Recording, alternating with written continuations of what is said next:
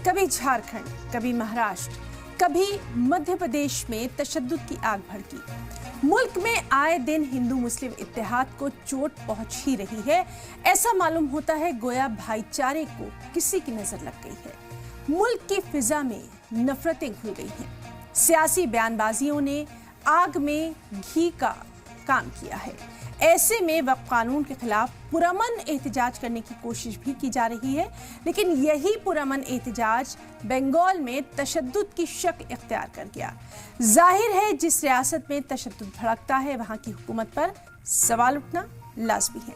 वहां के law and order पर सवालिया निशान लगता है। लेकिन सवाल यह है कि अगर बंगाल में तशद्दुद होता है तो वहां के सीएम को जिन्ना से जोड़ दिया जाता है। आखिर क्यों? होना तो ये चाहिए था कि सवाल ये उठता कि आखिर मुजाहिरीन पर गोली किसके इशारे पर चली? 3 लोगों की मौत कैसे हुई? इतने लोग जख्मी क्यों हुए? इस तशद्दुद की जांच कब होगी? रिपोर्ट कब आएगी?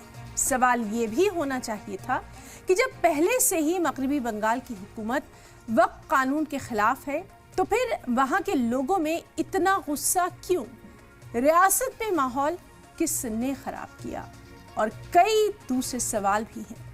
इसी मुद्दे पर आज हम अपने खास मेहमानों से बात करेंगे, लेकिन उससे पहले ममता बनर्जी ने क्या कुछ कहा, ममता बनर्जी के बारे में क्या कुछ कहा गया, आपको सुनाते हैं।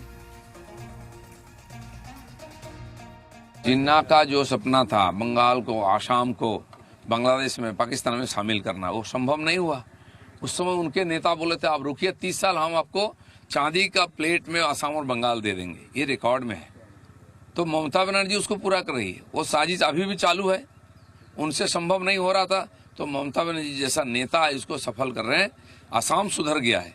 बंगाल में हिंदुओं की जो दुर्दशा है ये बांग्लादेश से भी खराब स्थिति है। मुझे लगता है कि उनको प्रधानमंत्री बनने का जो इच्छा है ना वो हिंदुस्तान में संभव नहीं है। इसलिए बंगाल को बांग्लादेश के साथ जोड़ करके जो देश बनेगा उसमें मुख्यमंत्री प्रधानमंत्री बनने की संभावना है। उसी दिशा में काम कर रही है।